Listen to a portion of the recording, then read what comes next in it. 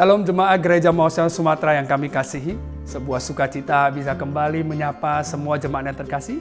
Kami berdoa semuanya tetap sehat, tetap semangat dan bersukacita dan aman dalam perlindungan Tuhan. Mari kita mempersiapkan hati kita untuk mengikuti ibadah pada hari ini. Percayalah, ibadah pada hari ini akan sangat memberkati kita semuanya. Kami juga ingin menyambut Bapak, Ibu, Saudara-saudara sekalian yang baru pertama sekali beribadah bersama dengan kami di GMS Sumatera. Kami ucapkan welcome home. Kami juga rindu mengajak Anda semuanya yang belum bergabung dalam komunitas rohani atau wadah pengembalaan di Gereja Mausyaron yang kami namakan dengan Connect Group atau CG. Dan CG pada saat ini masih dilakukan secara online dan tersebar di kota-kota di seluruh Pulau Sumatera. So, bagi Bapak Ibu sekalian yang belum tergabung di CG atau yang rindu untuk digembalakan lebih lagi, segera hubungi nomor WhatsApp yang tertera di layar pada saat ini ataupun mengisi form online di gms.church/connect. Dan juga bagi seluruh jemaat GMS Sumatera, tetap setia beribadah secara online ya. Anda dapat beribadah bersama dengan keluarga dalam ibadah umum, AOG, ataupun Eagle Kids. Dan ibadah online dapat diakses sepanjang hari melalui YouTube GMS Sumatera atau melalui website gms.church/streaming/Sumatera. Dan juga jangan lupa untuk memfollow akun Instagram gereja lokal masing-masing supaya Anda semuanya dapat mendapatkan informasi terkini dan terupdate dan jadwal ibadah yang selengkapnya. Dan berikutnya, jemaat dapat memberikan persembahan dengan menggunakan fasilitas QRIS dengan men-scan QR Code yang tertera di layar. Bagaimana? Semuanya sudah antusias untuk mengikuti ibadah pada hari ini? Sebelum memulainya, mari kita sama-sama berdoa. Tuhan Yesus, terima kasih untuk sepanjang hari ini. Kami bersyukur penyertaan-Mu tidak pernah habis dalam hidup kami. Tuhan, siapkan hati kami untuk menerima invitasi yang terbaik pada ibadah pada hari ini, dan kami siap untuk menyambut berkat-Mu yang sangat luar biasa. Terima kasih Tuhan, hanya di dalam nama Yesus terpujilah nama-Mu. Haleluya, amin. Selamat beribadah.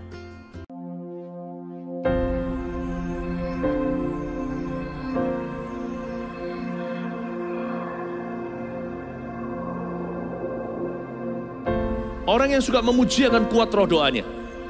Orang yang berdoa pasti berakhir memuji. Karena Allah bertata di atas pujian. Siapa memuji, Allah mengatasi hidupnya.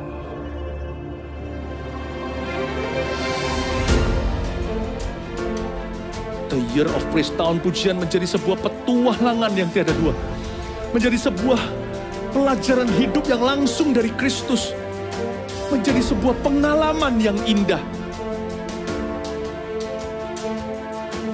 Waktu kita memuji Tuhan, seluruh kerajaan itu berdiri di sampingmu. Waktu kita memuji, seluruh kerajaan Allah dan kereta-keretanya yang tidak kelihatan berkuda dan berapi-api itu berada di kanan kiri. Semakin fisik kita lemah, roh kita semakin memuji Tuhan. Semakin jasmani kita terbatas, semakin rohani kita tidak boleh dibatasi.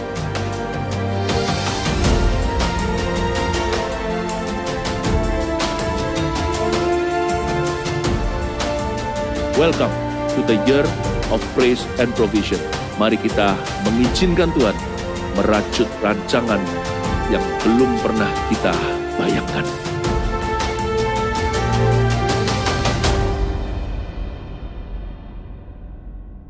Yang percaya Tuhan pegang kendali. Mari kita memuji Dia. Come on!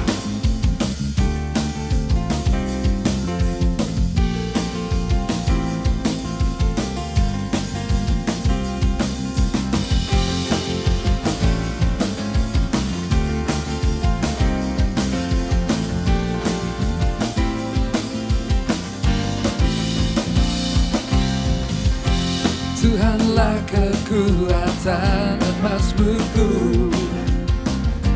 Dia gunung batu dan keselamatanku. Hanya padamu hatiku percaya, Kaulah menara dan kota perlindungan. Ku mau selalu bersyukur, sebab cintamu padaku takkan pernah berubah.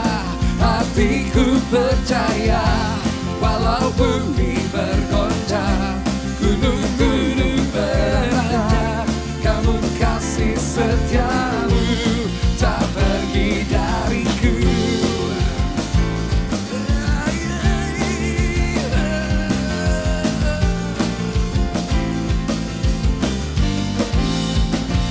Tuhanlah, Tuhanlah kekuatan dan mazmurku, Dia gunung batu dan keselamatanku. Hanya padamu hatiku percaya, Kaulah menara dan kota perlindungan. Ku mau selalu bersyukur sebab cintamu padaku takkan pernah berubah. Hatiku percaya walau bumi bergoncang, gunung-gunung beranjak, namun kasih setiamu tak pergi. Ku mau selalu bersyukur sebab cintamu percaya penuh padamu ya Tuhan takkan pernah berubah. Hatiku percaya walau bumi bergoncang, namun kasih setiamu tak pergi dariku. Ku mau selalu bersyukur sebab cintamu padaku takkan pernah berubah. Hatiku percaya walau bumi bergoncang, namun kasih setiamu tak pergi dariku. Kasih setiamu tak pergi dariku.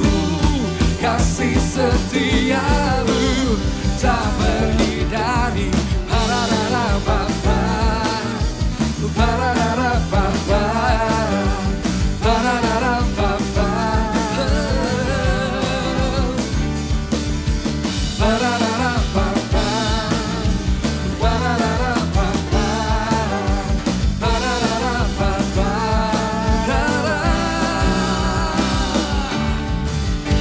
Haleluya, kami percaya, kami percaya.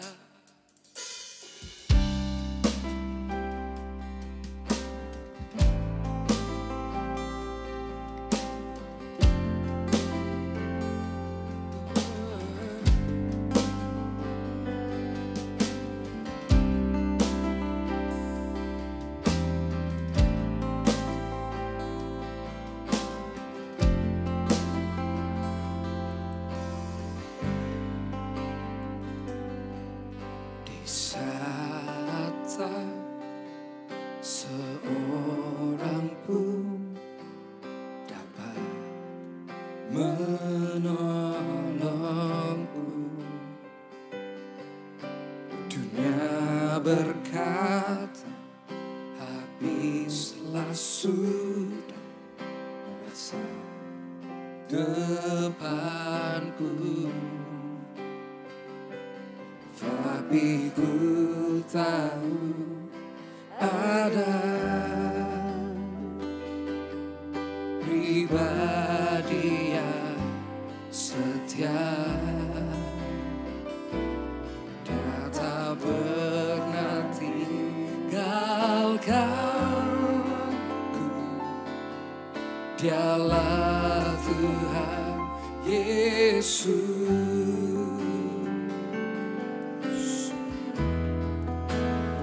Hanya dekat padamu kawal aku, ku merasa tenang.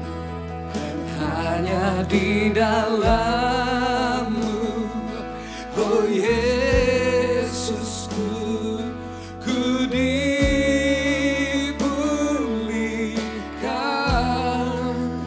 Kasih setiamu selalu baru. waktu ku mau mengiringmu seumur hidupku.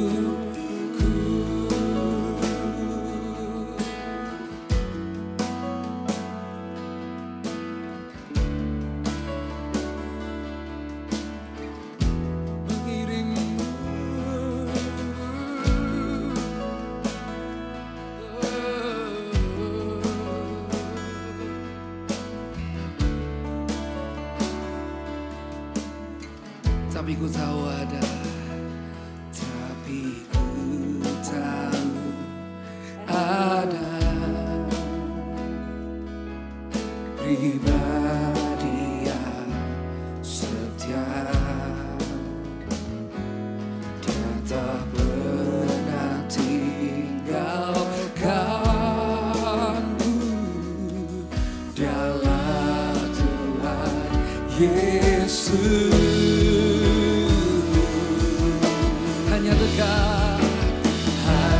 Dekat padamu, Kau Allahku, ku merasa tenang, dan hanya di dalam-Mu, oh Yesusku, ku dipulihkan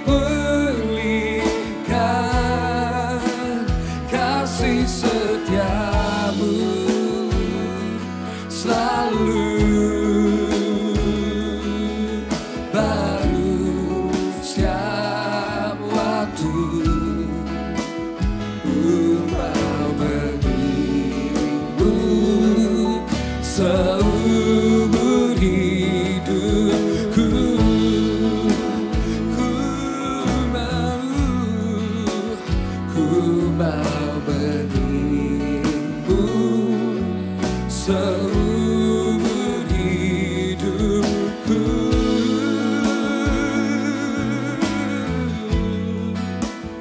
Ku mau mengiringmu seumur hidupku.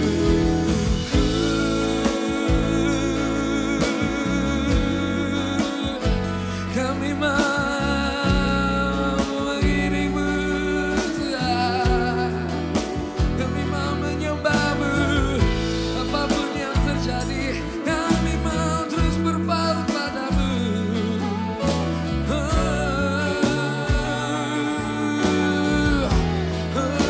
Kami menyembah.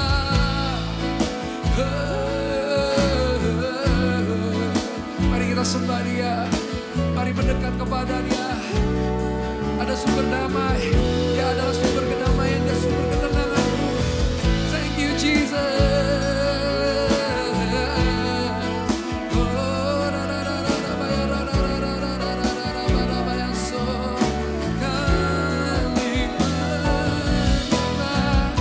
Di hadirat-Mu kami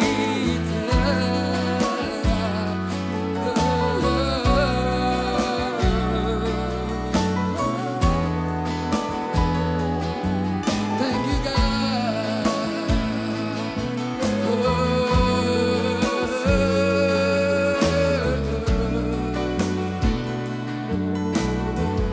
Thank you Jesus.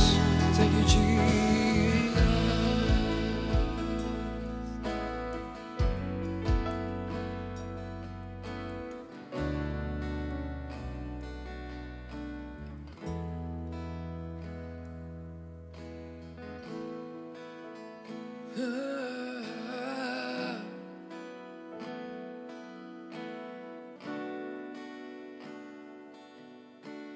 Mari dengan iman katakan, hanya dekat padamu, Kau Allahku, ku merasa tenang, hanya di dalam-Mu, oh Yesusku, ku dipulihkan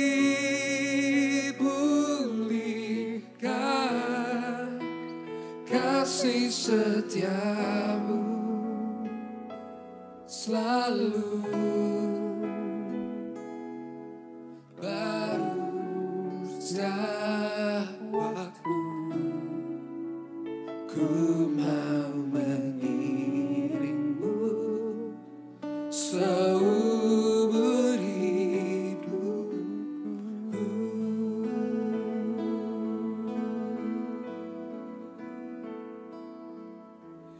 Lebih dari segalanya ku berharap padamu. Lebih dari para penjaga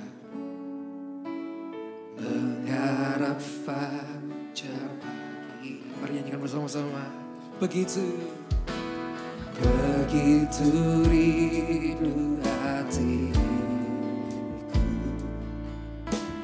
berada dekatmu.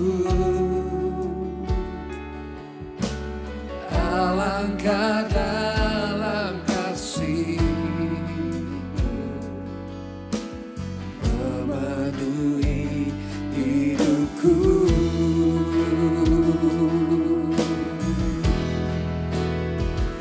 Tenanglah jiwaku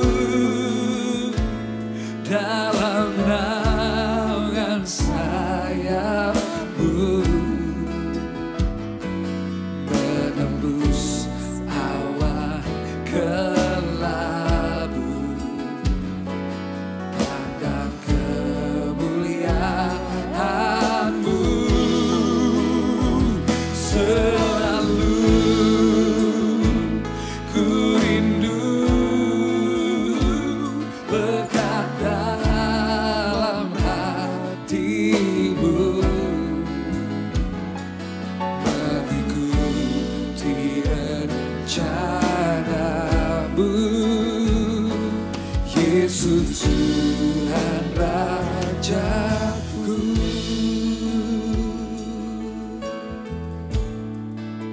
Lebih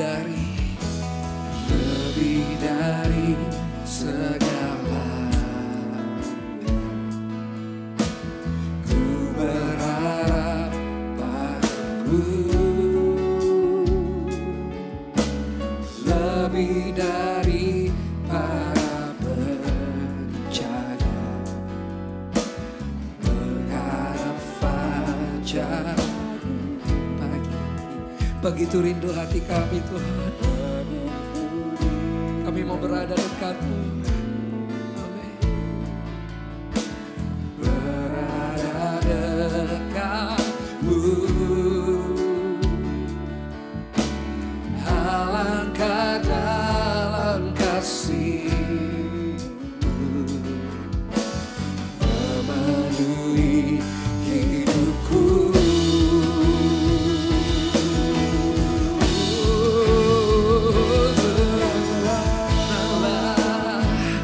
Jiwaku dalam naungan sayap-Mu, menembus awan kelabu, pandang kemuliaan-Mu. Selalu ku rindu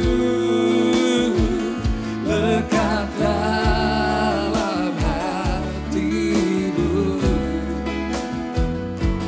mengikuti rencana-Mu. Yesus Tuhan Rajaku.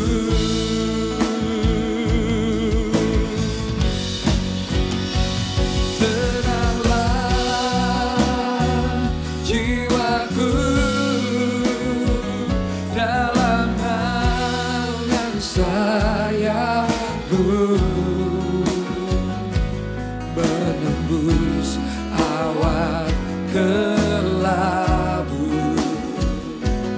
pandang kemuliaan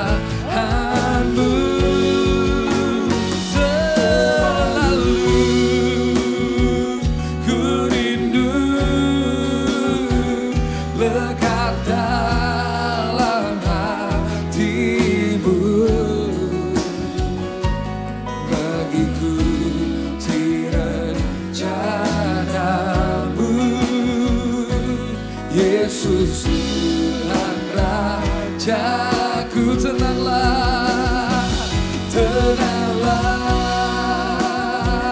jiwaku dalam naungan sayapmu, menembus awan gelapmu, pandang kemuliaan-Mu, selalu ku rindu lekat dalam hatimu, mengikuti rencana-Mu, Yesus Tuhan Rajaku,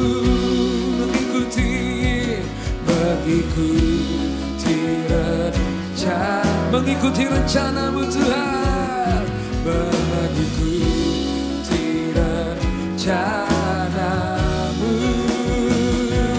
mengikuti rencana-Mu, Yesus Tuhan Raja. Shalom jemaat yang dikasihi Tuhan. Hari ini kita akan mendengarkan firman Tuhan, dan sebelumnya saya ajak kita untuk tundukkan kepala, pejamkan mata, dan kita akan berdoa. Bapa di dalam surga, terima kasih hari ini kami datang kepadamu, kami undang Roh Kudus untuk hadir di tempat ini bersama setiap jemaat-Mu, hadir di dalam setiap hati dan pikiran kami ya Tuhan. Kami serahkan hati dan pikiran kami kepadamu. Jadikanlah tanah yang subur supaya dapat ditaburi dengan firman, dan biar kebenaran itu membebaskan setiap kami dan membuat kami semakin dewasa di dalam Engkau. Berkati waktu-waktu ini, kami serahkan di dalam nama Tuhan Yesus. Kami mengucap syukur. Amin. Hari ini saya akan sampaikan satu khotbah yang saya beri judul, Mengapa Hal Buruk Terjadi Kepada Orang Baik. Ini sebuah pertanyaan yang sering ditanyakan oleh orang. Bahkan seorang penulis buku bernama Philip Yancey, dia menulis satu buku khusus dengan satu topik ini, dengan judul Why? Kenapa? The Question That Never Goes Away. Pertanyaan yang tidak pernah pergi, tidak pernah hilang. Setiap orang selalu mempertanyakan satu pertanyaan ini di dalam diri mereka dari waktu ke waktu. Mungkin kita mempertanyakannya tidak selalu, tetapi dari waktu ke waktu kita akan mempertanyakan hal tersebut, khususnya pada saat hal buruk terjadi di dalam kehidupan kami. Dan kita kadang-kadang merasa bahwa kita orang baik-baik, kita menjalani hidup dengan baik, tetapi mengapa Tuhan izinkan hal-hal yang kita anggap buruk terjadi dalam hidup kita? Hari ini saya akan ambil satu tokoh Alkitab, dan kita akan pelajari kehidupannya, bagaimana dia mengatasi hal-hal yang terjadi dalam hidupnya, yaitu seorang bernama Yusuf yang bisa kita temukan di kitab Kejadian. Saya akan bacakan 3 bagian dari kitab Kejadian. Yang pertama adalah dari kitab Kejadian pasal yang ke-37, ayat yang ke-18 dan 20. Firman Tuhan bunyinya, dari jauh ia telah kelihatan kepada mereka, tetapi sebelum ia dekat kepada mereka, mereka telah bermufakat mencari daya, upaya untuk membunuhnya. Sekarang marilah kita bunuh dia, dan kita lemparkan ke dalam salah satu sumur ini, lalu kita katakan, seekor binatang buas telah menerkamnya, dan kita akan lihat nanti bagaimana jadinya mimpinya itu. Di sini kita melihat bahwa saudara-saudara daripada Yusuf membuat suatu perencanaan, tetapi rencana ini membawa celaka di dalam hidupnya. Ya, mereka bermaksud untuk membunuh adiknya sendiri. Mungkin yang kita alami tidak separah itu.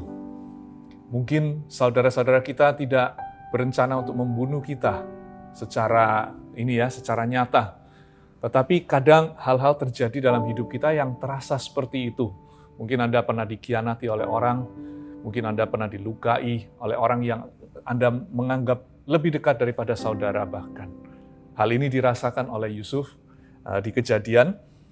Lalu kalau kita lihat di Kejadian pasal yang ke-39 ayat yang ke-20, ini kejadian yang berikutnya yang hal buruk yang terjadi dalam hidup Yusuf. Di Kejadian pasal yang ke-39 ayat yang ke-20 dikatakan, lalu Yusuf ditangkap oleh tuannya dan dimasukkan ke dalam penjara tempat tahanan-tahanan raja dikurung. Demikianlah Yusuf dipenjarakan di sana. Kalau Anda mengetahui cerita kisah daripada Yusuf di bagian ini, kita akan tahu bahwa dia sebetulnya disalah tuduh. Dia tidak salah, dia tidak bersalah, namun dia disalah tuduh dan akhirnya dia dimasukkan ke dalam penjara. Sekali lagi ini adalah suatu kejadian yang disayangkan, suatu kejadian yang tidak adil, yang tidak seharusnya terjadi kepada dia, karena dia tidak bersalah. Namun itu terjadi juga. Ada satu bagian lagi, kita lihat di Kejadian pasal yang ke-40 ayat yang ke-23. Ini terjadi pada waktu dia sudah ada di dalam penjara. Firman Tuhan bunyinya di ayat yang ke-23 dari pasal yang ke-40, tetapi Yusuf tidaklah diingat oleh kepala juru minuman itu, melainkan dilupakannya. Jadi dia menolong kepala juru minuman itu dengan menafsirkan mimpinya, dan akhirnya dia dibebaskan. Tetapi dengan janjinya untuk mengingat Yusuf, ternyata dia dilupakan dengan demikian. Jadi kita melihat, satu, dia berusaha dibunuh oleh saudaranya sendiri. Dia disalah tuduh oleh tuannya, lalu dimasukkan penjara meskipun tidak bersalah, dan di dalam penjara pun dia diberi suatu janji yang manis yang pada akhirnya tidak terjadi. Betapa mengecewakan. Kita bisa simpulkan bahwa ini adalah hal buruk yang terjadi kepada seorang yang kelihatannya baik, ya, seperti si Yusuf itu. Hal buruk yang terjadi kepada Yusuf itu mungkin dengan cara yang berbeda terjadi juga pada Anda. Kita dari waktu ke waktu kita akan mengalami hal-hal buruk yang membuat kita berpikir, kenapa ini terjadi? Apalagi kalau kita melihat dengan krisis global 1-2 tahun terakhir ini, saya yakin setiap kita dengan satu cara atau yang lain, kita merasakan suatu pukulan, ya, atau suatu beban, masalah, dan sebagainya dari dampak daripada semua yang terjadi ini. Dan kita bisa bertanya-tanya, kenapa hal buruk terjadi kepada saya? Kenapa? Gitu ya. Kenapa Tuhan izinkan? Itu biasanya adalah pertanyaan yang seringkali kita tanyakan juga. Hari ini saya akan berusaha membahas 3 bagian. Okay. Yang pertama adalah saya akan berusaha untuk mendefinisikan apa yang dimaksud atau apa arti daripada hal buruk. Kita harus lihat terlebih dahulu kalau pertanyaan itu, mengapa hal buruk terjadi kepada orang yang baik? Kita lihat bagian pertama, yaitu hal buruk itu apa sebetulnya? Mengapa kita berasumsi bahwa hal-hal yang terjadi yang pastinya tidak enak, mengapa kita berasumsi bahwa itu adalah hal buruk? Yang bagian kedua, saya akan berusaha untuk menjelaskan apa yang terjadi di dalam diri kita pada waktu kita berduka atau kita menjalani hal-hal buruk tersebut. Karena setiap kali kalau manusia harus menjalani sesuatu yang tidak diharapkan atau tidak diinginkan, kita sebetulnya secara internal, di dalam diri kita menjalani beberapa tahap-tahap atau fase-fase yang secara umum dijalani oleh semua orang yang mengalami hal-hal tersebut.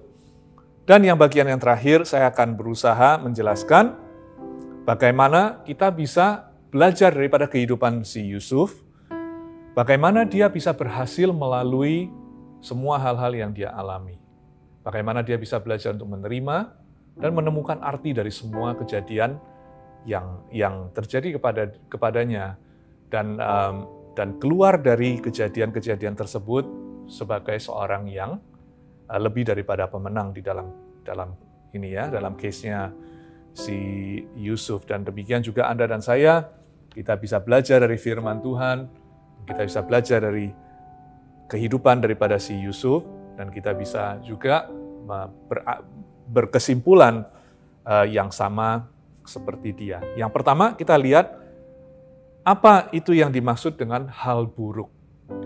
Sesuatu yang tidak enak, apakah itu selalu sesuatu yang buruk? Oke. Kita lihat begini, saya beri satu contoh. Kalau ada anak kecil, dia sama orang tuanya diajak pergi ke klinik atau ke dokter. Lalu tujuannya adalah supaya dia disuntik.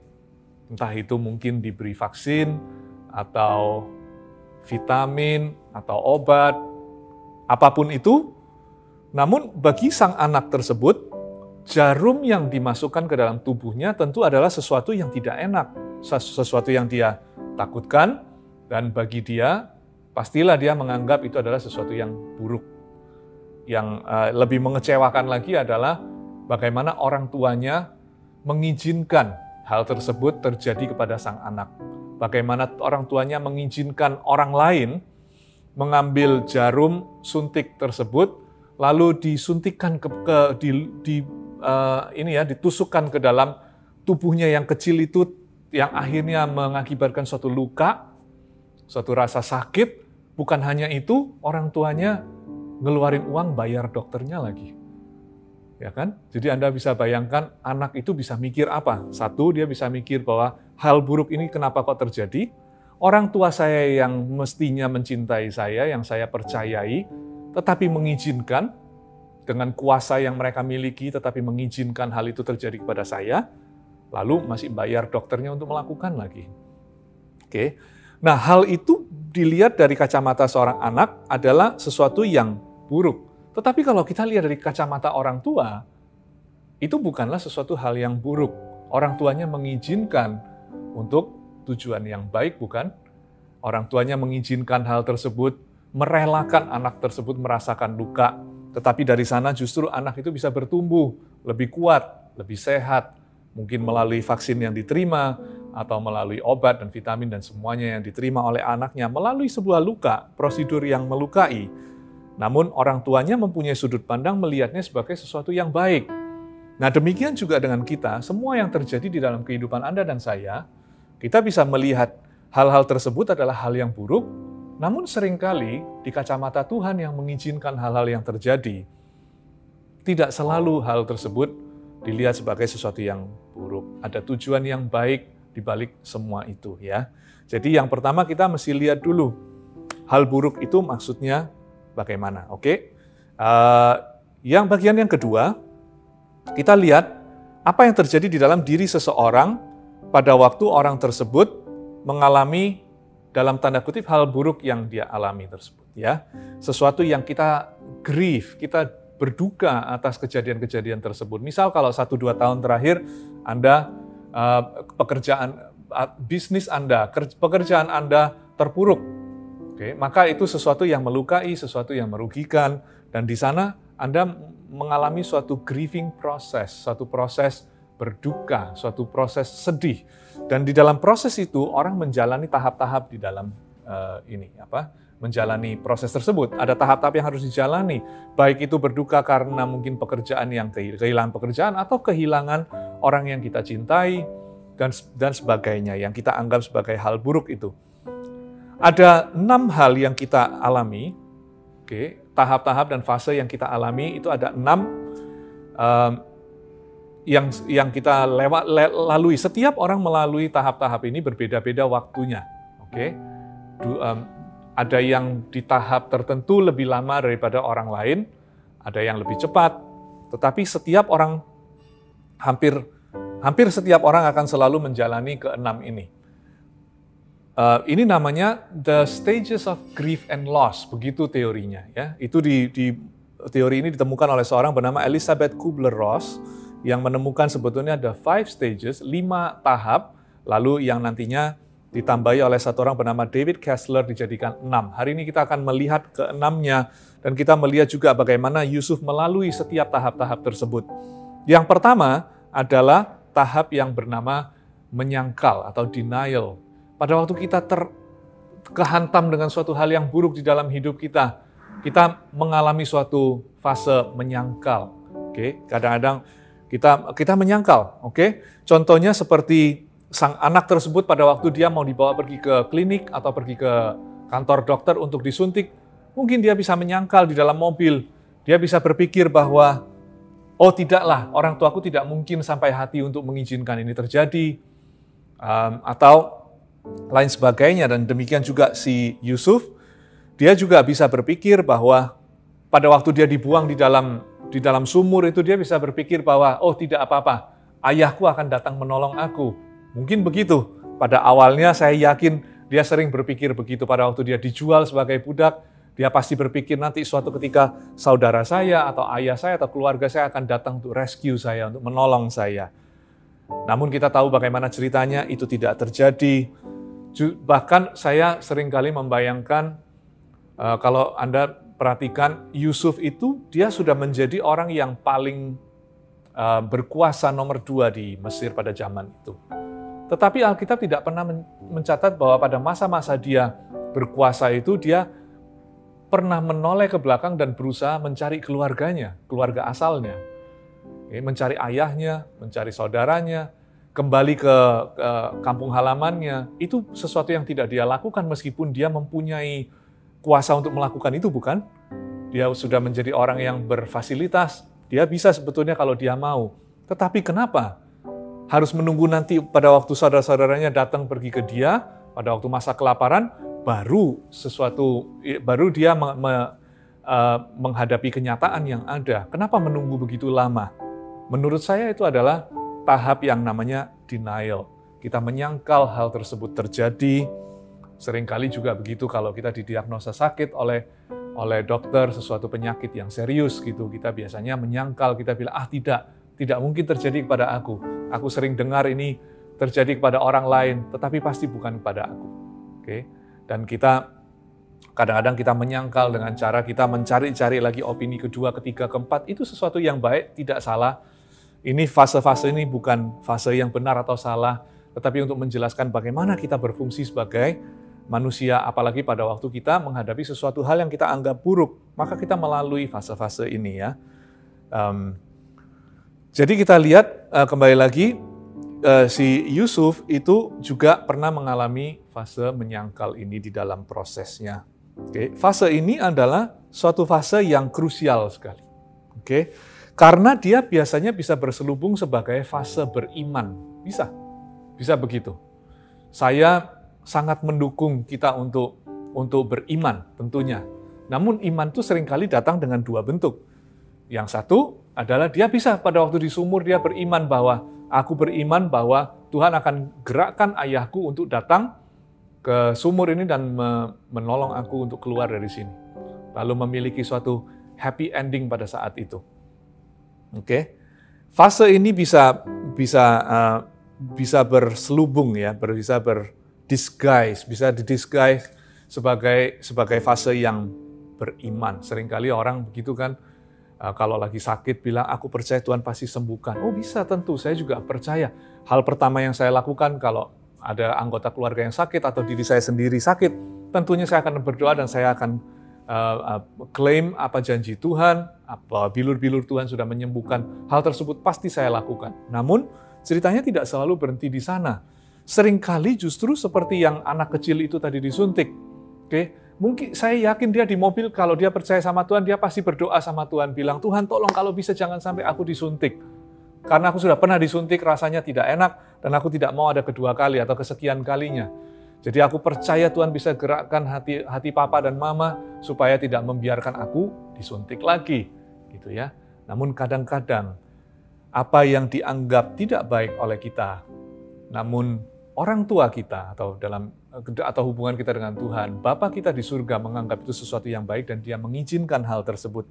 Maka kita mau tidak mau harus keluar dari fase yang pertama, itu namanya fase menyangkal, denial, bahwa oh iya ini memang terjadi. 1-2 tahun ini bisnis memang lagi buruk gitu ya. Aku harus berusaha tentunya, namun kita harus belajar untuk move on daripada fase yang pertama ini ya. Salah satu cara yang terbaik supaya kita tidak terjebak fase ini berselubung fase beriman padahal itu menyangkal, itu yaitu kita masuk di dalam menggerakkan iman kita dengan cara yang kedua, yaitu kita belajar untuk mengatakan pada Tuhan, Tuhan, aku percaya kepadamu, biarlah kehendak-Mu yang terjadi. Kita belajar untuk berani berkata begitu, itu membutuhkan iman yang lebih besar menurut saya. Daripada kita berkata, Tuhan kalau bisa jangan sampai disuntik. Tuhan kalau bisa ada yang menolong aku keluar dari sumur ini. Oh itu juga doakan saudara. Doakan, percaya, Tuhan bisa gerakkan. Namun jawaban doa itu kita serahkan kepada Tuhan apa kehendak Tuhan yang terjadi. Oke. Sambil saya menyampaikan khotbah ini nanti kita akan perjelas kenapa apa maksud daripada Tuhan mengizinkan hal-hal terjadi ya. Dari sana saya berharap kita bisa melihat bahwa segala hal yang kita anggap buruk terjadi dalam kehidupan kita sebetulnya itu adalah seringkali adalah hal yang baik yang Tuhan izinkan untuk mencapai sesuatu di dalam diri Anda dan diri saya. Fase yang kedua yang dialami oleh orang adalah fase marah. Kalau kenyataannya di dalam sumur itu dia berdoa supaya ayahnya datang dan menolong dia, namun tidak kunjung datang juga. Oke, kalau anak itu akhirnya masuk ke dalam klinik juga dan melihat dokternya mempersiapkan jarum suntik tersebut, dan pada akhirnya benar-benar disuntik atau benar-benar itu keluar dari sumur itu malah dijual dan sebagainya, kita fase orang bisa maju pergi ke fase yang kedua, yaitu fase marah. Bisa muncul rasa marah di dalamnya. Saya yakin Yusuf merasakan hal tersebut. Pada waktu hal-hal mulai dari buruk menjadi lebih buruk lagi di dalam kehidupannya dia. Coba Anda bayangkan apa yang kira-kira dia rasakan pada waktu dia duduk di dalam sel di penjara itu. Apa kira-kira yang akan muncul di dalam pikirannya? Dia bisa marah kepada beberapa orang, dia bisa marah kepada saudara-saudaranya tentunya. Marah itu seringkali ditujukan kepada 3 arah. Orang lain, diri sendiri, dan Tuhan. Oke. Dia bisa marah kepada orang lain, dia bisa marah kepada saudara-saudaranya, dia bisa berpikir bahwa saudara macam apa itu? Menjual adiknya sendiri, tega benar. Dia bisa marah sama dia sendiri. Mungkin dia bisa menyesali, seandainya aku tidak banyak omong, seandainya aku tidak banyak kata-kata, if only I could keep my words to myself, ya kan, nggak banyak ngomong. Justru aku dengan me and my big mouth, oke, mulutku yang besar ini cerita tentang mimpi dan sebagainya dan menyinggung orang dan akhirnya lihatlah di mana aku berada saat ini. Oke, ada orang yang juga bisa marah pada Tuhan. Dalam kasusnya Yusuf, Alkitab tidak mencatat dia melakukan demikian. Tapi ada juga orang yang bisa marah sama Tuhan. Kenapa Tuhan tidak mengabulkan doaku seperti yang aku inginkan? Kenapa Tuhan tidak memberikan kepada aku keturunan tersebut? Bukankah anak adalah pusaka? Kenapa Tuhan tidak memberikan kepada aku rumah yang sudah aku nanti-nanti bertahun-tahun dan kerja dengan serajin mungkin? Aku ini orang baik. Kenapa aku bekerja dengan begini rajin tetapi juga tidak kunjung dikabulkan? Jadi banyak sekali alasan yang bisa membuat kita marah kepada orang lain, pada diri sendiri maupun kepada Tuhan ya. Jadi sama dengan halnya contoh yang anak kecil disuntik itu, dia pulang dari sana dia bisa marah sama papa mamanya karena dia melihat sendiri orang tuanya mengeluarkan dompetnya, ambil uang dan bayar orang untuk melukai dia. Bisa salah paham luar biasa di sana ya. Tapi kalau marah itu sudah selesai atau paling tidak sudah bisa dilewati, masuklah ke fase yang ketiga, yaitu fase namanya bargaining atau negosiasi.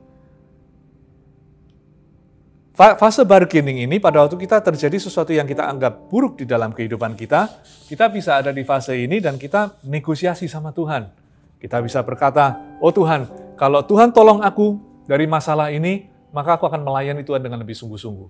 Kalau Tuhan memberikan aku keturunan, gitu ya, aku janji dan bernasar, mobil temanku aku berikan kepada gereja, gitu ya. Kalau kasih barang orang paling mudah kita. Atau benar-benar serius kita bilang bahwa Tuhan, aku akan berikan sekian kepada gereja, aku akan berkati orang miskin dan sebagainya. Itu adalah kita punya upaya untuk negosiasi atau fase yang ketiga namanya bargaining. Saya yakin Yusuf pun melakukan hal tersebut. Saya yakin betul dia pasti berdoa. Pada waktu si juru minum itu menjanjikan untuk menolong dia, tidak melupakan dia, saya yakin Yusuf di dalam itu hatinya penuh dengan bargaining terjadi. Bahwa dia bilang, akhirnya pertolonganku akan datang, jawaban doaku akan datang. Tentulah dia tidak akan melupakan aku setelah apa yang aku lakukan buat dia. Itu ya. Jadi itu bargaining itu terjadi ya. Anak tersebut pun bisa bargain dengan orang tuanya. Anaknya bisa berkata, "Papa, Mama, tolong jangan disuntik. Oke, aku janji aku akan kerjakan PR-ku, aku janji aku akan ringkes mainanku, aku janji aku akan mandi." Ya, mungkin begitu. Oke. Namun pada waktu hal yang kita anggap buruk itu tetap terjadi, oke, kita bisa masuk ke fase yang berikutnya, fase yang keempat namanya depresi. Fase depresi ini, kata depresi ini tidak sama dengan depresi klinis. Oke, it's not clinical depression. Jadi tolong jangan disamakan. Fase depresi ini lebih banyak bicara tentang fase di mana kita sedih berlebihan, sangat sedih, dan sangat kecewa. Oke, saya ajak kita buka di Kejadian pasal yang ke-45, ayat yang pertama dan kedua. Oke, kita melihat fase depresi daripada seorang Yusuf yang dicatat di dalam Alkitab. Oke. Ayat firman Tuhan bunyinya demikian, ketika itu Yusuf tidak dapat menahan hatinya lagi di depan semua orang yang berdiri di dekatnya. Lalu berserulah ia, suruhlah keluar semua orang dari sini, maka tidak ada seorang pun yang tinggal di situ bersama-sama Yusuf. Ketika ia memperkenalkan dirinya dengan saudara-saudaranya, setelah itu menangislah ia keras-keras, sehingga kedengaran kepada orang Mesir dan kepada seisi istana Firaun. Dari ayat ini kita bisa lihat betapa pedihnya hatinya. Setelah sekian lama dia menyangkal hal tersebut tidak pernah terjadi, dia tidak mau menoleh ke belakang lagi. Dia tidak mau menoleh ke belakang. Dia menganggap hidupnya yang lalu tidak pernah terjadi, karena kalau dipikir dan dirasakan terlalu sakit. Jadi kita deny saja. Begitu kan kadang-kadang kita kalau di dalam menghadapi masalah, ada orang tertentu, ada yang masalah itu dihadapi, ada yang kita lari daripada masalah tersebut. Oke.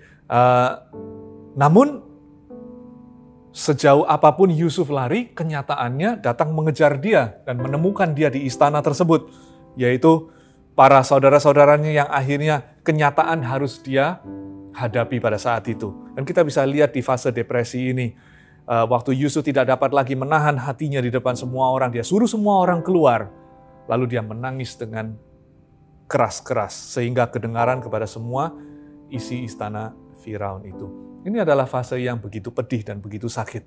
Mungkin Anda mengalami itu saat ini. Mungkin Anda pingpong antara fase yang keempat, kadang juga masih bisa bargaining, masih berharap di dalam berdoa. Lalu mungkin Anda merasa marah juga terkadang, kadang merasa menyangkal 1, 2, 3, dan 4 ini bisa back and forth, bisa maju mundur. Oke, kita bisa dari satu fase mundur, lalu maju lagi, dan seterusnya. Ini yang pasti fase yang keempat ini fase yang biasanya agak panjang, yang membuat orang benar-benar terpukul. Oke. Namun kabar baiknya, fase ini seperti halnya orang yang mau melahirkan anak. Ya, saya tidak pernah melahirkan anak, tapi yang saya dengar justru saat-saat yang paling sakit adalah saat-saat yang sebelum dan pada saat melahirkan anak itu, ya. Baby itu. Nah, itu fase yang paling tidak nyaman, paling menyakitkan.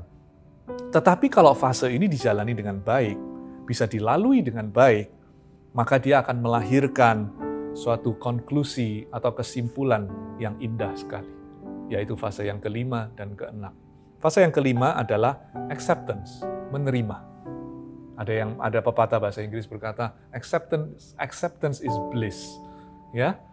Menerima itu adalah sesuatu yang luar biasa.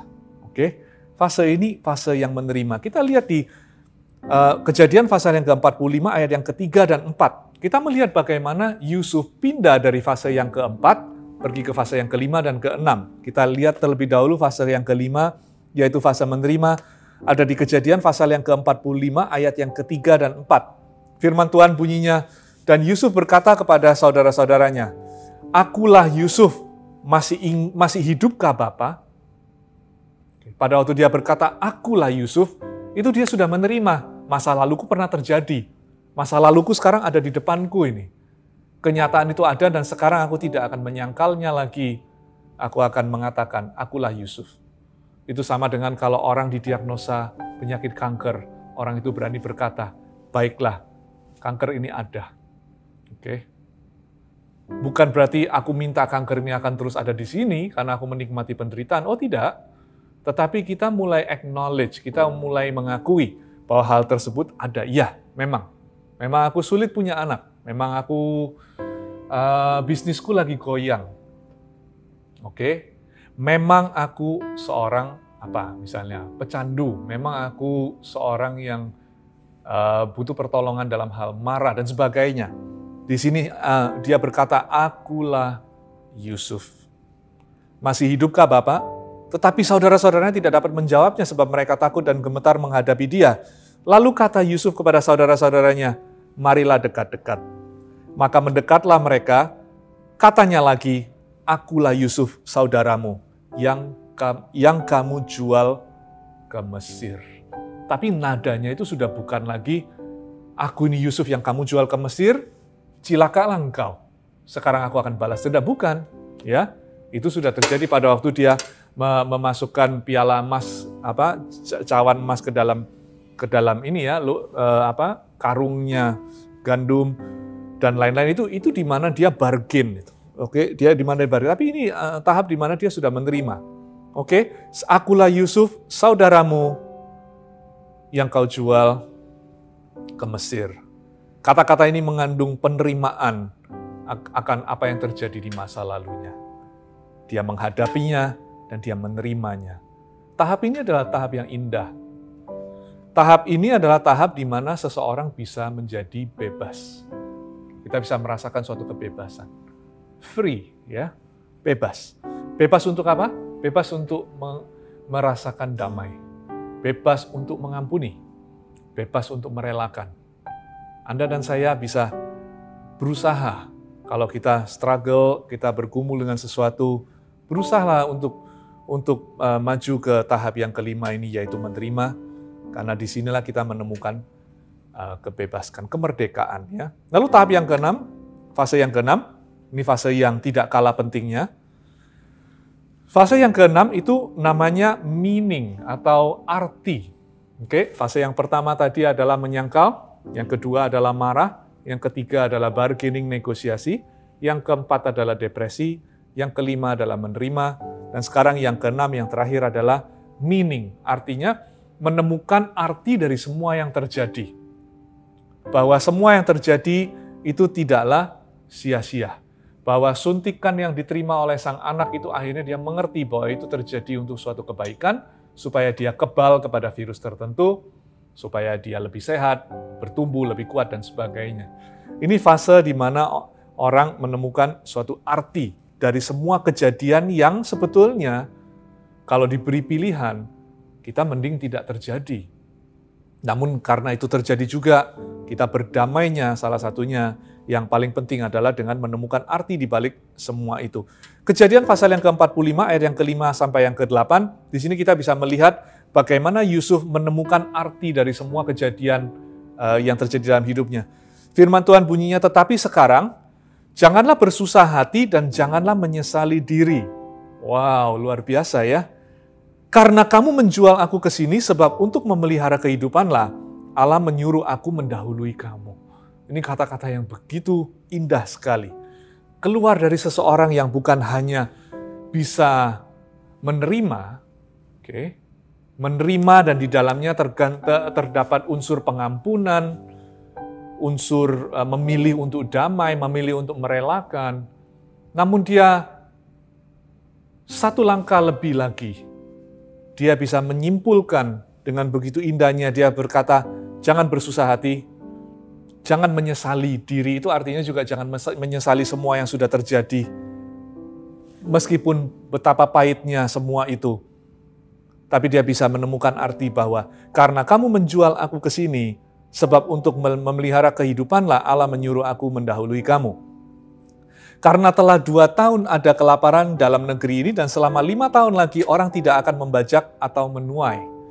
Maka Allah telah menyuruh aku mendahului kamu untuk menjamin kelanjutan keturunanmu di bumi ini dan untuk memelihara hidupmu sehingga sebagian besar daripadamu tertolong. Jadi bukanlah kamu yang menyuruh aku ke sini, tetapi Allah. Dialah yang telah menempatkan aku sebagai bapa bagi Firaun dan tuan atas seluruh istananya dan sebagai kuasa atas seluruh tanah Mesir. Kata-kata yang luar biasa dia mengatakan, jadi bukanlah kamu yang menyuruh aku ke sini, tetapi Allah. Seringkali kita menyalahkan diri kita sendiri ya. Oke. Beberapa waktu yang lalu ada satu karyawan di kantor kami. Suaminya nyetir mobil sama anak-anaknya, ada 2 anak. Lalu waktu di jalan tol dia ngantuk. Waktu dia ngantuk, dia hantam itu pembatas jalan. Singkat cerita, salah satu dari kedua anak tersebut meninggal dunia. Saya mikir terus. Bagaimana kalau kita yang di posisi seperti itu? Oh, anaknya sih oke ya. Oke dalam arti dia ada di dalam Tuhan, sekarang dia sudah di tempat yang lebih baik. Ya, tapi papanya yang masih waktu kehidupan di bumi ini masih belum selesai, harus hidup dengan perasaan bersalah itu kan. Harus hidup dengan melihat ke belakang dan membayangkan seandainya aku tidak melakukan itu. Ya. Ternyata kalau saya pikir lagi, Yusuf berkata, jadi bukanlah kamu yang menyuruh aku ke sini, tetapi Allah. Kalau Tuhan mau menyelamatkan nyawa daripada anak itu bisa nggak? Bisa. Kalau Tuhan mau mengirimkan malaikat untuk membangunkan si ayah itu pada waktu dia mengantuk, waktu dia mengemudi dan ngantuk, bisa nggak? Bisa. Tidak ada yang mustahil bagi Tuhan. Namun Tuhan mengizinkan hal tersebut. Oke? Jadi bukanlah maksud saya, di dalam hal tersebut terdapat banyak fingerprint-nya Tuhan, banyak sidik jari Tuhan yang tidak selalu bisa kita jelaskan. Tapi Yusuf berkesimpulan dengan baik, dia bisa menemukan artinya. Oke, saya mendoakan orang tersebut tentunya terus, dan saya berdoa supaya dia bisa menjalani tahap-tahap ini dengan baik, bukan hanya bisa menerima, memaafkan diri sendiri juga, namun juga melihat arti daripada mengapa semua itu diizinkan terjadi. Ya, oke, bagian terakhir, bagaimana kita bisa belajar dari Yusuf supaya kita bisa menjadi orang-orang yang mampu menerima dan menemukan arti daripada semua hal buruk yang terjadi di dalam kehidupan kita. Oke, yang pertama adalah jangan terlalu terkejut pada waktu hal-hal yang tidak diinginkan terjadi. Don't be too surprised. Jangan terlalu terkejut. Oke, hal buruk itu bisa terjadi karena beberapa kemungkinan. Satu, disebabkan oleh orang lain. Bisa juga, ya. Saya masih ingat bertahun-tahun yang lalu, mungkin 15-20 tahun yang lalu. Istri saya pergi ke suatu tempat untuk ada urusan ini ya, perpanjangan STNK atau apa begitu ya.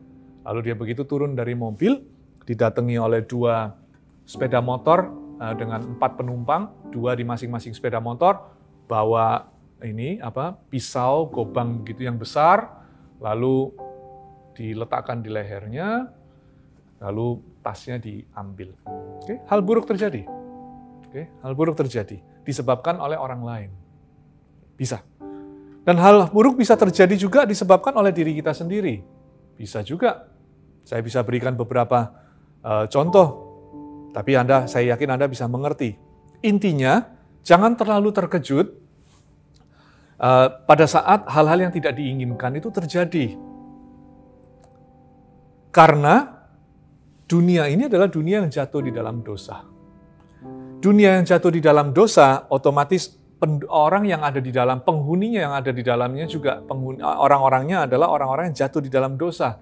Maka itu sudah keluar daripada Tuhan punya desain awal, dari desain awal Tuhan, yaitu kesempurnaan. Lalu itu semua hancur karena dosa. Jadi Anda dan saya hidup sebagai orang berdosa, hidup dengan orang lain yang berdosa, dan orang-orang yang berdosa mempunyai satu kecenderungan, yaitu berbuat dosa. Jadi pada orang-orang yang berbuat dosa akan mengakibatkan banyak hal buruk terjadi. Dan itu pada saat itu terjadi, yang pertama, jangan terlalu surprise, jangan terlalu terkejut. Namun pertanyaan kita seringkali adalah, lalu kenapa kok Tuhan izinkan? Itu kan hal yang buruk, kenapa kok Tuhan izinkan? Saudara, Tuhan itu memberikan kepada kita karena Dia mencintai kita, Dia memberikan kepada kita yang namanya free will atau kehendak bebas. Oke. Saya dan istri saya memutuskan untuk punya anak-anak. Kita punya anak, desain awal kita mempunyai mereka adalah untuk mencintai mereka. Oke. Rencana kita buat mereka adalah rencana-rencana yang baik. Tetapi supaya kita itu mencintai mereka dengan sempurna, kita harus memberikan kepada mereka kehendak bebas. Karena kalau saya arahkan mereka dari kecil, arahkan itu perlu, tapi kalau arahkan 100%, kamu harus makan ini, kamu harus ini, tidak bisa berpikir sendiri, tidak bisa memilih sendiri, nanti besar kamu harus jadi apa, papa yang tentukan, kamu harus menikah sama siapa, papa yang tentukan. Kalau begitu itu namanya bukan cinta. Itu namanya saya sedang membesarkan sebuah robot yang saya kendalikan dengan semau saya. Itu bukan cinta, justru kehendak bebas itu bagian daripada cinta. Oleh karena itu Tuhan memberikan kehendak bebas kepada manusia. Meskipun Dia juga ada di sana untuk mengarahkan dan sebagainya, tetapi Dia memberikan kehendak bebas. Di dalam kehendak bebas itu, kita sebagai orang yang berdosa mempunyai satu kecenderungan untuk jatuh di dalam dosa, dan dosa mengakibatkan hal-hal buruk yang seringkali terjadi yang melukai satu sama lain. Jadi yang pertama, bagaimana kita bisa belajar seperti Yusuf, ya kan? Yusuf juga harus berpikir begitu. Kalau dia terus tidak habis pikir, kenapa kok saudara-saudaranya bisa melakukan apa yang mereka lakukan, maka dia tidak akan pernah bisa menerima, dia tidak akan pernah bisa berdamai dengan semua yang pernah terjadi di masa lalunya. Tetapi kalau dia berpikir bahwa, oh ya tidak heran-heran amat ya, namanya juga manusia. Oke, tidak membenarkan yang salah, kalau salah tetap salah, namun itu menjelaskan bahwa ternyata memang begitu. Maka tidak perlulah aku terlalu terkejut. Itu yang pertama. Yang kedua adalah belajar untuk mengerti bahwa masalah dan penderitaan itu sebetulnya bukanlah musuh, tetapi adalah guru yang baik. Kalau kita izinkan. Saya ulangi, belajar mengerti bahwa segala hal buruk hal yang Anda pandang buruk terjadi dalam hidupmu, itu bisa Anda pandang sebagai musuh atau Anda pandang sebagai guru. Anda bisa membencinya atau Anda bisa belajar darinya. Ini mengenai bagaimana kita memilih untuk memperlakukan masalah-masalah kita. Sebagai musuh, kita akan menjadi orang yang marah, orang yang penuh dengan benci, dan tidak bisa menemukan arti di balik semua yang terjadi. Tetapi kalau kita memperlakukannya sebagai guru, kita akan banyak belajar daripada dari kejadian-kejadian tersebut. Ya, orang itu menginspirasi orang lain melalui penderitaan. Oh, bisa juga kita diinspirasi oleh kesuksesan orang lain. Ya, kalau saya datang pada Anda dan saya bilang, oh saya mengalami suatu kesuksesan. Ya, saya membuat suatu usaha, lalu saya mengalami suatu kelimpahan. Mungkin saja Anda bisa terinspirasi, bisa. Tapi mungkin saja Anda juga bisa jengkel, mungkin Anda bisa cemburu, bisa iri hati, dan lain-lain. Bisa. Tapi kalau saya datang pada Anda dan menjelaskan tentang bagaimana saya bisa melalui luka-luka tertentu di dalam kehidupan saya dan menang atas problem yang terjadi, maka di sanalah Anda akan lebih terinspirasi, bukan? Jadi, kita yang bagian kedua adalah mengerti bahwa masalah dan penderitaan itu sebetulnya bukanlah musuh, tetapi bisa menjadi guru yang baik. Yang ketiga, mengerti bahwa Tuhan tidak pernah meninggalkanmu. Tidak pernah. Dalam segala hal yang Anda pandang buruk terjadi dalam hidupmu, Tuhan tidak pernah meninggalkanmu. Terlepas dari apa yang Anda rasakan, Tuhan adalah Tuhan yang selalu bersama dengan engkau. Tuhan adalah Tuhan yang menderita bersama dengan engkau. Dia menangis bersama engkau, Dia ada di sana mengerti apa yang Anda rasakan, dan Dia ada di sana menderita bersama-sama dengan Anda. Kalau Anda sakit, Dia ada di sebelahnya. Alkitab mengatakan bahwa sekali-kali aku tidak akan pernah meninggalkanmu. Jadi Dia ada di sana. He is the God that suffers with you. Oke. Seringkali seperti anak yang disuntik tadi, contoh anak yang disuntik itu, mungkin kita bisa salah paham sama Tuhan. Kita bisa berpikir, kenapa kok Tuhan izinkan ya? Kenapa kok Tuhan izinkan anak yang aku cintai diambil? Kenapa kok Tuhan izinkan papa mamaku diambil pada waktu aku masih muda, aku masih butuh mereka. Kenapa? Justru dengan berpikir begitu kita berkesimpulan bahwa Tuhan itu jahat. Dan kita bisa berpikir bahwa dia tidak peduli. Namun terlepas dari apa yang Anda rasakan atau apa Anda pikir, faktanya adalah dia mengetahui apa yang Anda rasakan. Dan dia ada menderita bersama-sama dengan Anda. Oke? Jadi berimanlah ke sana, berpikirlah ke sana, mengertilah hal tersebut, mengertilah bahwa Tuhan tidak pernah meninggalkan engkau, terlepas dari apa yang Anda rasakan. Dan yang keempat, mengerti bahwa Tuhan itu melihat segala sesuatu dari sudut pandang yang lebih luas, lebih besar. Bigger picture. Oke? Dia melihat dari sudut pandang yang lebih besar. Dan dia selalu berusaha untuk mencapai sesuatu dalam kehidupan. Selalu berusaha mencapai sesuatu yang baik dalam kehidupan. Meskipun perjalanannya seringkali mengizinkan kita untuk menjalani lembah demi lembah. Tetapi itu adalah bagian dari tujuan Tuhan untuk mencapai sesuatu yang baik.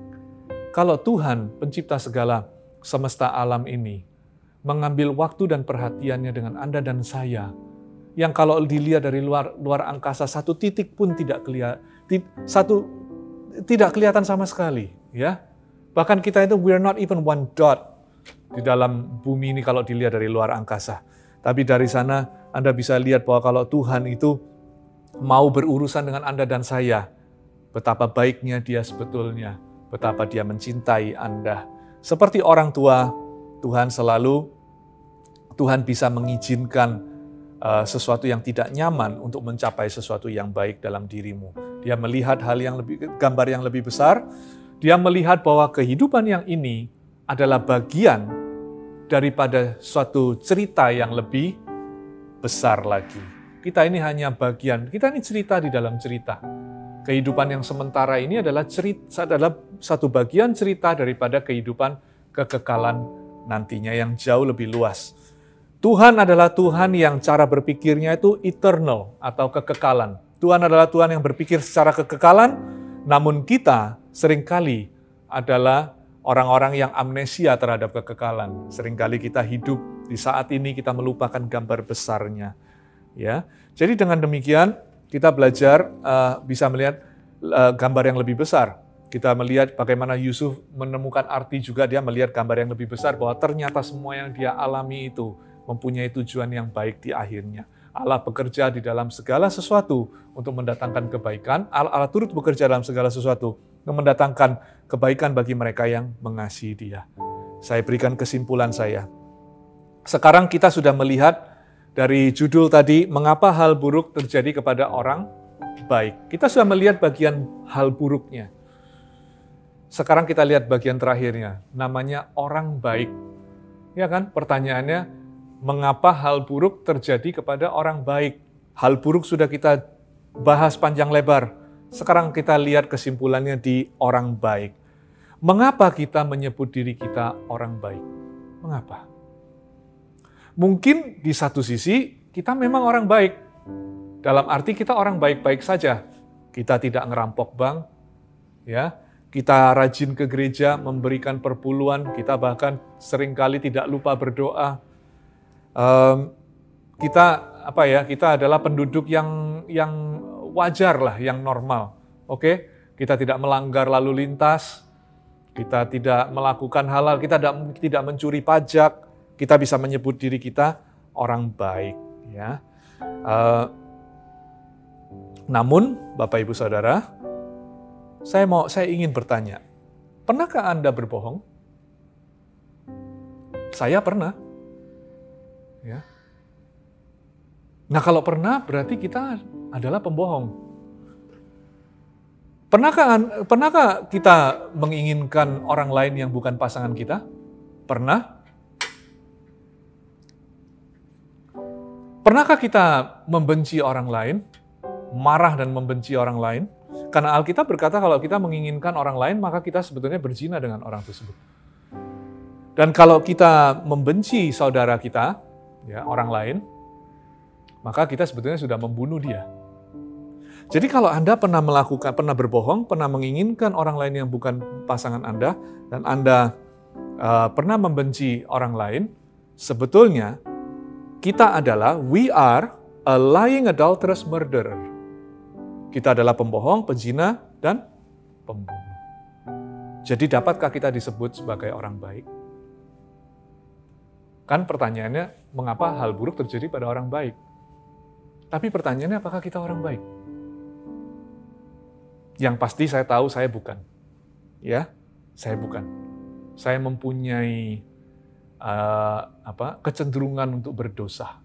Sinful nature, daging. Dan saya yakin sebetulnya pada waktu hal-hal buruk terjadi ke dalam hidup saya, sebetulnya saya layak menerimanya. Ya, sebetulnya begitu. Namun di dalam Kristus, justru sebaliknya yang terjadi, bukan? Kita diampuni dan kita dicintai oleh Tuhan. Apa adanya. Anda diampuni. Alkitab mengatakan bahwa kalau kita datang pada Tuhan dan mengaku dosa kita, maka dosa kita itu dibuang dari barat ke timur. Kita dibasuh putih seperti salju. Padahal menurut saya kita tidak layak. Harusnya yang ada di kayu salib itu adalah Anda dan saya. Jadi kalau kita lihat dengan hati-hati, terlepas dari semua yang terjadi dalam hidup, yang kita anggap buruk, sebetulnya kesimpulannya adalah good things happen to bad people like us.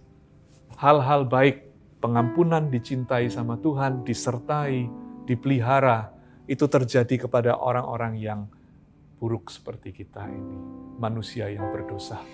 Tetapi kasih karunia-Nya selalu menemui kita di mana kita berada. Jadi the next time kalau Anda mulai berpikir, kenapa hal buruk terjadi kepada orang baik seperti saya? Coba dipikir lagi ulang. Kalau kita bisa berpikir dengan jernih, maka kita akan menemukan sebetulnya hidup kita ini diluputkan dari berbagai macam hukuman. Kita ini sebetulnya layak menerima yang lebih buruk, namun Tuhan luputkan ya. Dan hal-hal yang kita anggap buruk yang terjadi itu, sebetulnya tidak sepenuhnya buruk, karena itu seringkali dipakai oleh Tuhan menjadi guru untuk kita belajar dan kita lulus, kita bertumbuh, dan ada suatu arti dari semua kejadian. Tuhan tidak pernah menyia-nyiakan sesuatu yang terjadi dalam hidupmu, apalagi yang namanya penderitaan atau sakit, kesakitan, ya, pain. Tuhan tidak pernah menyia-nyiakan hal tersebut. Jadi kalau Anda pernah menjalani penderitaan atau saat ini sedang menjalani penderitaan, merasa hidup ini berat, percayalah dengan iman bahwa Tuhan tidak pernah menyia-nyiakan hal tersebut. Tuhan akan turut bekerja di dalam semua itu untuk mendatangkan kebaikan buat Anda yang mengasihi Dia. Oke, dan itu ketahui satu hal juga, saya tutup dengan ini, bahwa Tuhan itu menciptakan Anda untuk mencintai Anda. God created you to love you, no matter how undeserving you and I are. Oke, meskipun kita itu tidak layak menerimanya, namun Tuhan itu menciptakan kita dengan suatu pemikiran bahwa aku menciptakan untuk mencintai Dia. Oke, dan Dia melakukan itu karena siapa Dia, bukan karena kita baik. Oke, saya berdoa hari ini supaya melalui firman ini, pertanyaan kita tentang mengapa hal-hal buruk terjadi dalam kehidupan orang-orang seperti kita, sedikit banyak terjawab, dan saya berdoa Anda bisa menemukan suatu penerimaan, acceptance, dan juga menemukan arti dari semua situasi yang sedang Anda alami atau yang akan Anda alami. Oke, dan sadari betapa beruntungnya Anda dan saya memiliki Tuhan yang menderita bersama dengan kita. Itu firman yang saya sampaikan, dan saya berdoa supaya Anda bisa terus bertumbuh di dalam kebenaran. Mari kita tundukkan kepala dan kita berdoa. Bapa di dalam surga, terima kasih, materaikan firman-Mu dengan Roh Kudus-Mu di dalam hati dan pikiran setiap kami. Setiap kami yang mendengarkan firman ini, buat kami bertumbuh, beri kami hikmat ya Tuhan, supaya kami semakin mengerti maksud Tuhan yang baik di dalam kehidupan kami. Ampuni setiap kesalahan dan dosa kami ya Tuhan. Ajar kami untuk selalu menghargai apa yang Tuhan lakukan. Terima kasih Engkau Bapa yang baik, Engkau mencintai kami dengan cinta yang sempurna. Engkau selalu ada bersama dengan kami dalam keadaan kami yang baik maupun buruk ya Tuhan. Tuhan ada menderita bersama dengan kami, selalu mengerti apa yang kami rasakan. Kami sungguh beruntung memiliki Allah seperti Engkau. Hamba berdoa buat setiap pribadi yang mendengarkan firman ini, biar iman mereka dikuatkan, biar Roh Kudus membuat mereka semua bertumbuh di dalam Kristus. Kasih setia Tuhan ada di dalam kehidupan mereka. Terima kasih Tuhan. Sekali lagi materaikan firman yang sudah disampaikan, biar itu bertumbuh berlipat-lipat kali ganda di dalam kehidupan orang-orang yang mendengarkan dan melakukannya. Terima kasih Tuhan. Di dalam nama Tuhan Yesus, satu-satunya nama yang kami puja dan kami sembah, kami telah berdoa dan mengucap syukur. Amin. Firman Tuhan hari ini mengingatkan kita bahwa Tuhan selalu dekat dengan kehidupan kita. Oleh karena itu, marilah kita meletakkan iman dan kepercayaan kita hanya kepada Tuhan. Sehingga Tuhan mengaruniakan kekuatannya buat hidup kita untuk kita bisa semakin menikmati kebaikan Tuhan dalam masa-masa ke depannya. Saat ini mari kita berdoa bersama-sama untuk negara kita yang akan berulang tahun kemerdekaan yang ke-76. Kami mengucap syukur ya Tuhan karena penyertaan dan kasih setiamu buat negara kami, buat bangsa kami boleh melewati 76 tahun bersama di dalam kemerdekaan. Kami menyerahkan bangsa kami Tuhan, kami minta hikmat-Mu bagi para pemimpin bangsa kami. Kami berdoa supaya penyertaan daripada Tuhan semakin nyata, biar takut akan Tuhan semakin nyata di dalam bangsa kami. Kami berdoa Tuhan, berikan kekuatan bagi para pemimpin bangsa kami dan seluruh elemen masyarakat, sehingga makin hari bangsa kami boleh makin damai sejahtera dan sukacita penuh melimpah di dalam seluruh kehidupan bangsa kami. Bawa bangsa kami makin hari makin maju dan makin hari makin menikmati kebaikan Tuhan. Saat ini, jemaat Tuhan, angkatlah kedua belah tanganmu, terimalah kasih karunia daripada Allah Bapa, damai sejahtera daripada Tuhan Yesus Kristus, dan penyertaan daripada Roh Kudus yang memimpin seluruh kehidupan kita dari sekarang sampai selama-lamanya. Amin. Tuhan Yesus memberkati.